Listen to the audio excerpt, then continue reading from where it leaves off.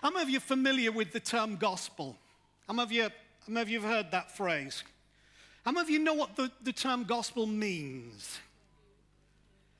It actually means good news. It's a word that was invented for some reason beyond my understanding that the church is very keen on using, that means good news. Now, the reason I say it's beyond my understanding, because how many of you think it's much clearer for me to say to you, I've got good news for you tonight?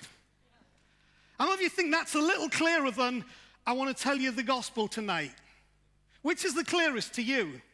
So my confusion is this, that the religious community is very prone to invent words that support their position, because the problem is this: if I use the word gospel instead of good news, I can sneak things in there that are not good news.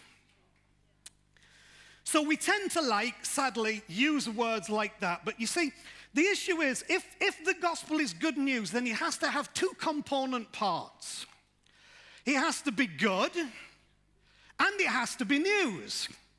And so if what you're hearing about the message of God is, number one, not good, and number two, it's not actually news, it doesn't do anything that's new or say anything that's new, then it's probably not the gospel. Now, the Bible talks about something called a new covenant that God made with humanity. Jesus was part of actually making that new covenant a living reality for us. And so Christmas was part of the beginning of God saying, I'm going to make a new covenant with my people. It's found in the Old Testament and it's found in the New Testament because God was serious about this. Now, a couple of things.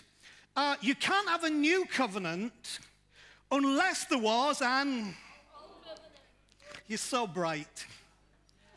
So therefore, God was saying, I've got to change something in your understanding, in your concept of the gospel, the good news, if you're ever going to accept it as being the good news that's come from God himself, rather than just something that came out of a religious organization. So he said, I'm going to make a new covenant. Now, the word covenant means literally a legal, binding agreement. So God says, I'm going to make a legal binding agreement and bind myself to be the deliverer of good news. So anything that's not that, it's probably not God's covenant that he made with us, but he's promised and put his name behind it to say, I'm bringing a new covenant. Now, for me, Jesus was the instigation of the release of that, because all the stuff that had been going on, God said, this ain't working. Now, it wasn't working because it wasn't supposed to work, which might shock some of you. But you see, many of you have only ever been introduced to a God who gives lots of rules and regulations, not realizing that the reason God gave rules and regulations was not so you could keep them. He actually gave them to show you could never keep them. We could never be the kind of people that we want to be, would like to be, and ought to be. So he says, look, I'm just going to have to get you to understand, in your own strength, you'll never be that. So I'll tell you what, when you've seen that old thing, I'll make a new covenant with you so that you'll experience the good news. And this house is full of good news. Now, another thing I need to say about that.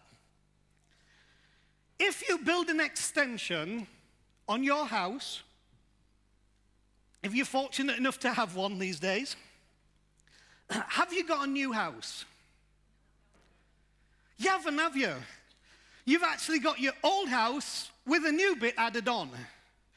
So you can't add the new to the old and call that new. So if I haven't got a new house, if I just add a new bit on, but I've only added a new bit to the old, then you can't take this new covenant that comes in Jesus that's good news and add it to all the old stuff that some of you have been burdened and weighted down with about what you think God's about and what you think the gospel is, because it's a new covenant. It's not Jesus added to all that other stuff that you were once told.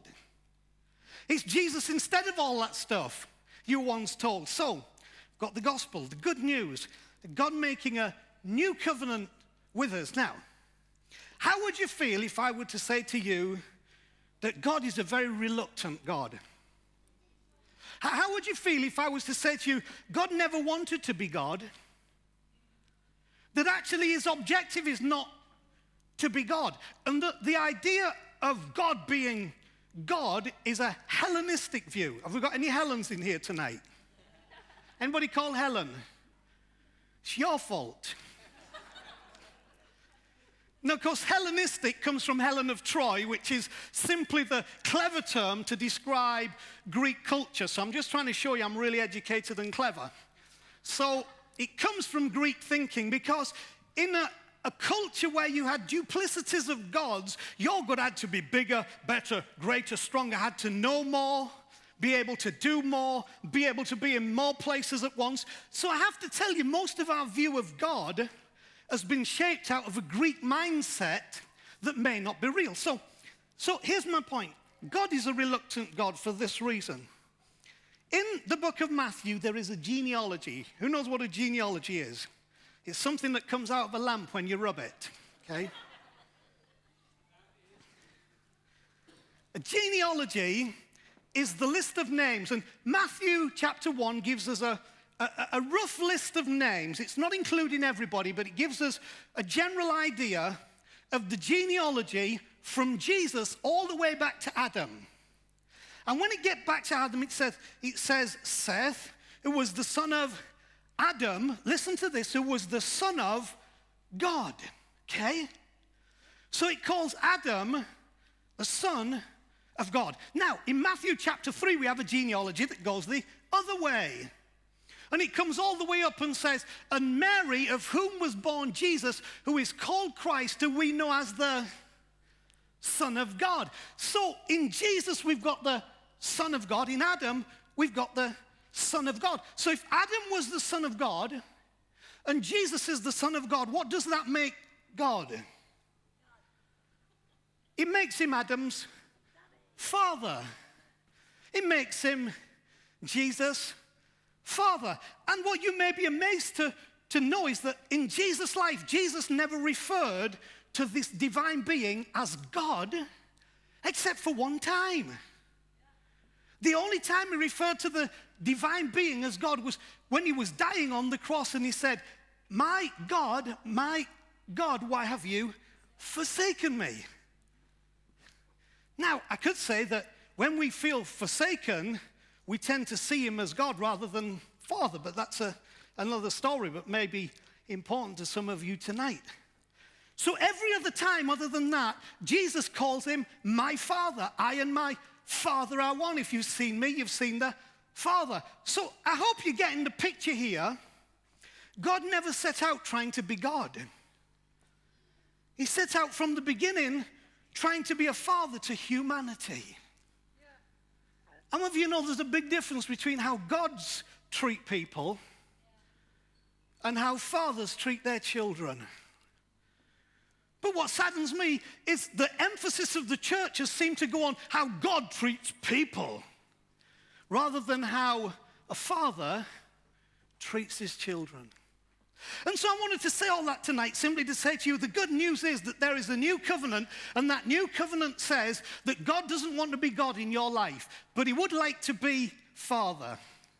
And for those of you who've had a very negative upbringing in the context of fatherhood, and your experience of an earthly father has been very damaging and very unnerving and unsettling, I understand that you would struggle with that concept today, but I want you to do this for me. Just imagine if you could choose the kind of father that you could have and how you would like that father to be towards you, and multiply that by 10,000 times, you're just scratching the surface of how good the Father is.